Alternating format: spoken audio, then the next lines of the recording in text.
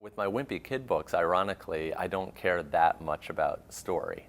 I see my books as joke delivery mechanisms. You know, I'm trying to get as many laughs as I can per page. And if I can figure out a way to get a good story out of it or something incredible, then I'm very satisfied. But really, I'm trying to keep the kid laughing. And oftentimes, if I have a lot of plot, it gets in the way of the jokes and it burns through too many pages. So I will sacrifice a good story for a good joke anytime.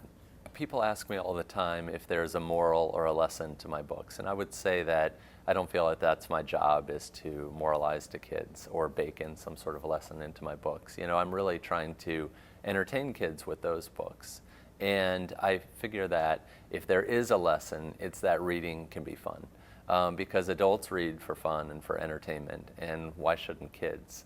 There's no better lesson than that. I think that if you open a book and it feels welcoming and it doesn't feel like work, that a kid can really feel comfortable with that and then move on to bigger and better things, as they usually do.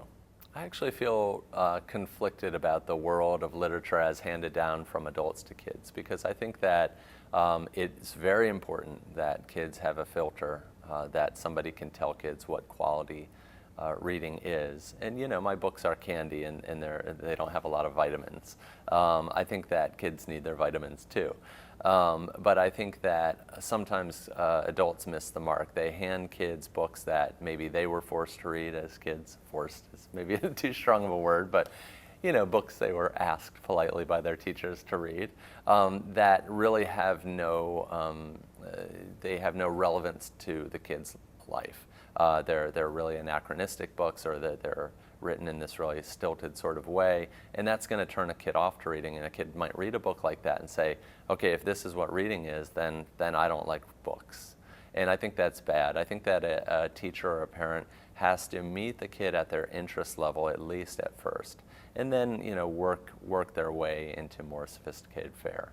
And I think you could apply that to just about any aspect of life. Filmmaking too. You know, you're going to want to see something that's a popcorn movie, and then you'll learn about the you know, German abstract movies or something like that. But you can't start with that.